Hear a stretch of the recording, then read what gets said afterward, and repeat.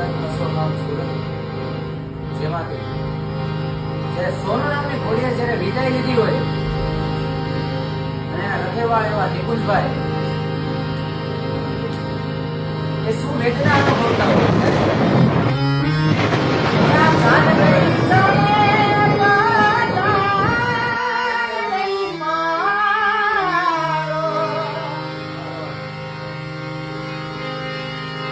જાન ગઈ જાણે